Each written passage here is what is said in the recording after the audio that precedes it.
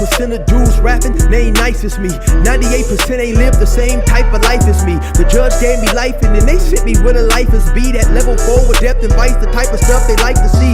Two choices, fight or flee. I refuse to die a chump. I never been a mark, but damn, it's scary when that riot jump. I seen dudes cry, get pumped, and some sexually brutalized. Knew a dude who lost his life and he was only doing 5 year-long racial fights when homie all you do is ride. Lonely days and nights up in a hole causing suicide. From the moment you arrive, you see the Mexican mafia, AB skinheads with big giant swastikas, pro-black philosophers, the BGF, the Kumi, and Muslims who will murk you from the nation to the Sunni. That MS was loony, quick to ride up on they rival. Even Christians went to church, hide knives up in a Bible. Political and tribal, the Crips and Damus, the Long Beach, the Hubs and the Dubs and the Grooves, the IE, the Bakersfield, the Dago Pyrus, the hustlers quick to roll, the gangsters don't move. Whatever click you choose.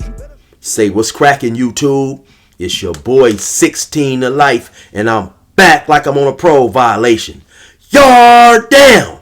Now, for those of y'all that's new to my page, in 1994, I got arrested. I was eventually sentenced to 16 years plus life, and I served 24 years straight in the California prison system. Yeah, that's me gassing on that intro right there. If you want to get that song, both versions are available on a 10-song EP you can purchase directly from me on digital download. Hit me up on my email at 16tolifemusic@gmail.com or get at me on Instagram, 16tolife, that's all one word, 16DALIFE, Cash App or Zelle me $20, and I will shoot it to you right to your email, man, ASAP. Now let's hop right up into this video right here.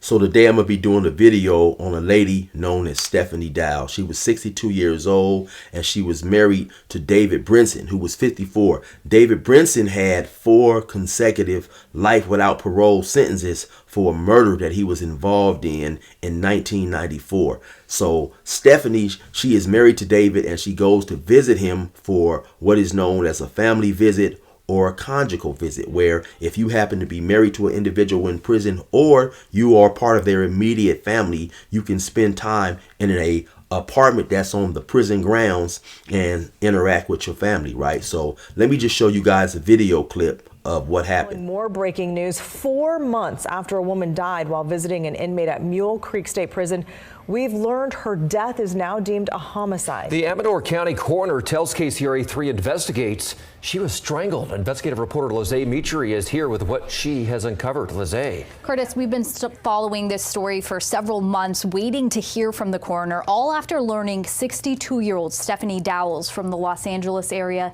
died at Mule Creek State Prison in Ione on November 13th at about 2 in the morning. Her family tells us she was visiting her husband, 54-year-old David Brinson.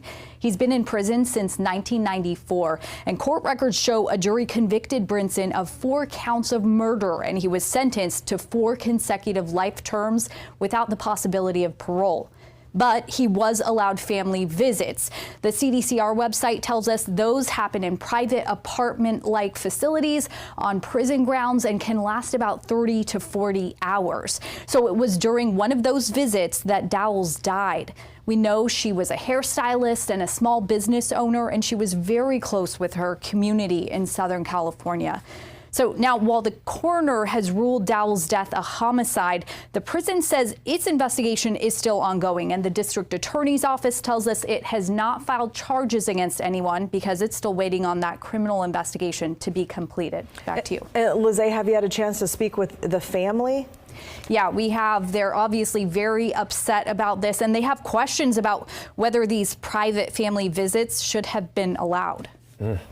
People looking at that now. All right, Lizzie, thank you very much. Now, these family visits take place in an apartment, of course, that's still on the prison facility. And I believe there is a check that's done periodically. Every 2 or 3 hours, you'll have a guard roll by, like in a little golf cart or whatever. And the prisoner has to step outside and wave and let them know that, you know, he's still there and everything is going okay. And also, of course, they have phones in there that's connected to the prison.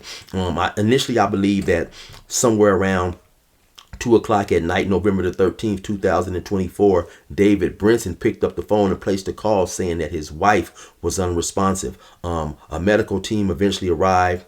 They tried to save her life, and she was pronounced dead hours later. So I believe at some point in time they come to believe that she was strangled, and they was doing an investigation, and it is finally ruled by the coroner that yes, she was in fact strangled. Now, David Brinson, as I mentioned earlier, was 54 years old, and he was serving 4 life without consecutive sentences for a murder that he was involved in 1994. I believe he was 23 years old, and the person that he was accused of killing, Robert Marks, 59 years old, was a retired tavern owner, and according to his neighbors, he had lived a pretty quiet life up until recently. He started to receive a lot of traffic at his house, and they suspected that he was over there selling drugs. Well, David Brinson and a few of his accomplices one night, I guess, get the idea of they're going to rob this guy. So they approach him when he's in his garage, along with and when I say he, I'm talking about Robert Marks, the victim here in this case. He had his roommate there along with 2 other individuals who was over just to watch a basketball game. David Brinson and his accomplices, they lay these dudes down, make them lay face down on the ground, you know, ransack the house. They looking for money, drugs, and stuff like that. Only thing they came up with, according to the reports, was a small amount of marijuana. And then they ended up executing all these guys, all 4 of these guys. They killed them. And so eventually, of course, they was caught. They went to trial. They was found guilty. So my initial hearing about this case, I was wondering, well, damn, you know, why David Brinson didn't get the death penalty? Because in California, anytime you have multiple murders in one crime, you are definitely eligible for the death penalty, and they will definitely push for the death penalty. And so this dude was convicted of killing 4 people. So he was definitely a prime example for the death penalty. And so how that situation works in California, when you are eligible for the death penalty, you'll have to have 2 trials. Basically, you'll have the trial for whatever you are accused of doing. And in the event you are found guilty of that, then you'll go into what's known as a penalty phase. And then that phase is basically trying to see if you're eligible for the death penalty. The prosecutor will talk about why he thinks you should get the death penalty, and your defense team will talk about why they feel you should not get the death penalty. So before they got into that phase for the death penalty, I guess they made an agreement with his lawyer that they would not seek the death penalty if he would not seek an appeal. So basically what they were saying is, you accept these 4 life without parole sentences, and we will not seek the death penalty in this case. And so I guess that's what David Brinson opted to do. So you may have some people out there wondering, well, damn, you know, why was an individual like this even eligible for family visits? Well, I'm gonna give you guys a little information on family visits right now. When I got to prison in 1996, they had just took all the family visits from the lifers. If you had life, you was not eligible for a family visit. And then maybe I want to say maybe a year before I was getting ready to get released, they reinstated it. So let me give you guys some information on, you know, what family visiting is about and stuff like that. So it says the history of family visiting. Overnight family visits were introduced to the California prisoners in 1974, sometimes referred to as conjugal visits. They are available for prisoners, spouses, children, and other immediate family members. At San Quentin, visitors arrive around 8 o'clock in the morning, and they spend the next 2 nights in Spartan yet home-like surroundings. The California Department of Corrections and Rehabilitation provides overnight family visiting to help foster and maintain family ties. Without these intimate visits, a prisoner's culture and familiar bonds could be lost forever. But per CDCR regulations, family contact is not a right, it's a privilege. In 1996, Governor Pete Wilson stripped this privilege from prisoners serving life sentences. And after a 20-year hiatus, the program was reinstated under Governor Jerry Brown. In 2016, though, CDCR policy still excludes certain prisoners, including those convicted of violent offenses against a minor or family member, domestic violence, or any sexual offense. And so basically, it is the thinking of the California Department of Corrections that if you have a person who is eligible for family visits and you allow him to go on family visits, visit with his family, continue to bond with his kids, it is an incentive for good behavior in prison. And of course, you're going to have people on different sides of the spectrum arguing different things. Of course, me being a former convict, I definitely say that being able to go on a family visit is definitely an incentive for some to try to stay out of trouble. You get to, see your kids, you get to see your wife, you get to go in there, spend time with them, so on and so forth, of course. And then you're going to have other people who argue that, well, you prisoners gave up that right when you done whatever you done, and then at the end of the day, it is an incentive for some prisoners to stay out of trouble. But when you're in prison, prison life comes before any secondary type of life as far as a conjugal visit. With most prisoners, in the event, you have to handle what you have to handle. Of course, a lot of dudes are going to be more determined to stay out of trouble and not necessarily insert themselves into certain things if they have a wife coming to visit, because that definitely is paramount over anything going on in prison. But like I said, at the end of the day, you have to survive in order to get to the family visit. So if something comes up,